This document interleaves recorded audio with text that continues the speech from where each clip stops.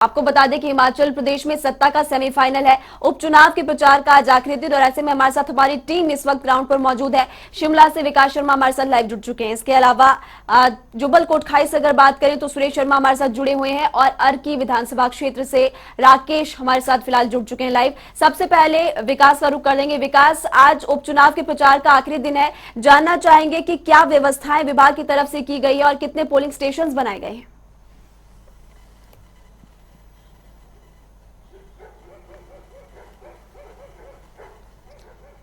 बिल्कुल, देखिए, सबसे पहले तो आपको यही बताऊं कि पोलिंग स्टेशन जो हैं 2796 जो हैं वो मतदान केंद्र हिमाचल प्रदेश में इन उपचुनावों के दौरान बनाए गए हैं, जिसमें से अगर कबायली क्षेत्रों की बात करें तो पहले ही जो वीवीपैट और ईवीएम मशीनें हैं वो भेज दी गई हैं और धीरे धीरे करके ये प्रक्रिया जारी है। ये कहा जा रहा है 27 और 28 तारीख यानी 28 तारीख वो आखिरी दिन होगा जब पूरी तरह से इन तमाम चीजों को स्टैब्लिश कर दिया जाएगा, यानी कि मतदान केंद्रों में जो ईवीएम मशीन्स हैं या वीवीपैट मशीन्स हैं ये पूरी तरह से स्थापित कर दी जाएंगी और इसके बाद एक ट्रायल जो है वहां पर जरूर किया जाएगा।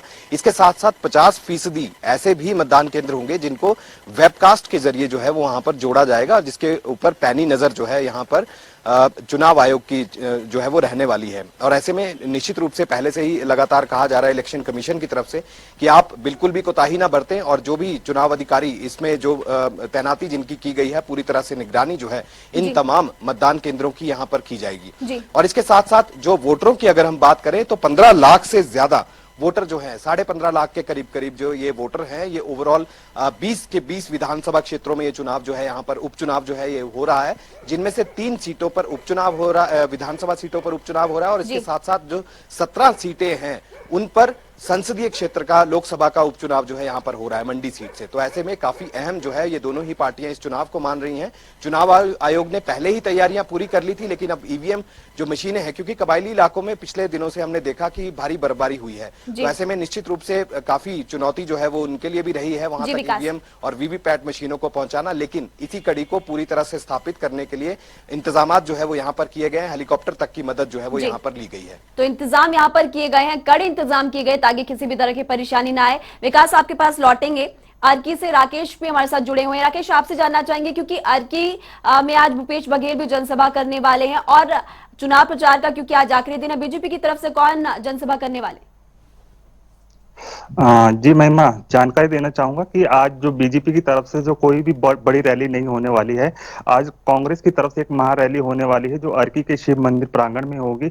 इसमें छत्तीसगढ़ के मुख्यमंत्री भूपेश बघेल और प्रदेश कांग्रेस के जो प्रभारी है राजेश शुक्ला जी, वो आज जो जनसभा को संबोधित करेंगे। इस मौके पर उनके साथ जो है महिला कांग्रेस की जो अध्यक्षा है जैनब ठाकुर, सोलन की जो विधायक है कर्नल धनीराम शांडिल जैसे तमाम बड़े जो नेता है वो आज जो रैली को जो है अपना संबोधन करेंगे। जी राकेश, आपके पास लौटेंगे। सुरेश शर्मा भी इस वक्त हमारे साथ जुड़े हुए हैं। सुरेश, अगर जुब्बल कोटखाई विधानसभा क्षेत्र की बात करें तो ये हॉट सीट अब मानी जा रही है क्योंकि यहाँ पर त्रिकोणीय मुकाबला है। चुनाव प्रचार का आज आखिरी दिन है, कौन कौन ताकत आज चुनाव प्रचार में झोंकेंगे जुब्बल कोटखाई विधानसभा क्षेत्र में, जानना चाहेंगे।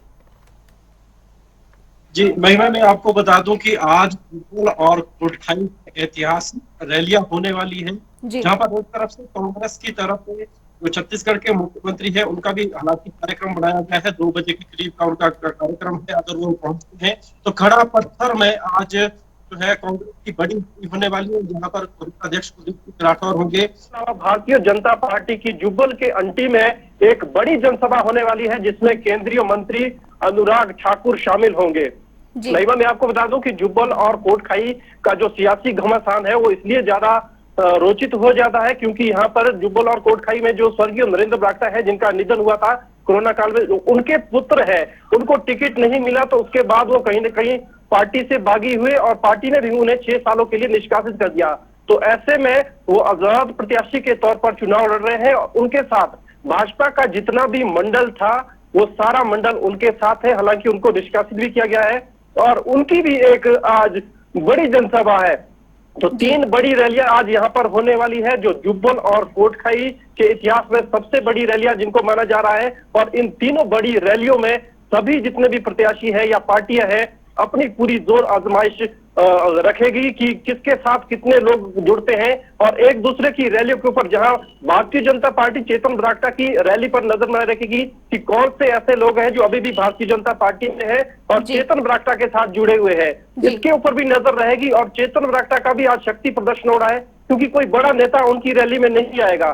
तो ऐसे में स्थानीय लोग, स्थानीय जनता जितनी है, जिनके दम पर वो खड़े हुए हैं, वही जनसभा करेंगे, वही शक्ति प्रदर्शन करेंगे, वही कांग्रेस और भारतीय जनता पार्टी लौटेंगे आपके पास विकास, क्योंकि आपकी तरफ से विस्तार से जानकारी दी गई थी कि कितने वोटर्स इस बार, कितने पोलिंग स्टेशन है, तमाम इंतजाम जो है वो किए गए हैं। जानना फिलहाल ये चाहेंगे आपसे, क्योंकि चुनाव प्रचार थमने वाला है आज, हालांकि इससे पहले 48 घंटे पहले चुनाव प्रचार थमता था। कोविड के चलते बड़ा फैसला सरकार की तरफ से लिया गया है, इलेक्शन कमीशन की तरफ से लिया गया है, और ये भी जानना चाहेंगे कि दिव्यांगों के लिए इस बार क्या इंतजाम किए गए हैं और कोविड जिनको हुआ है उनके लिए।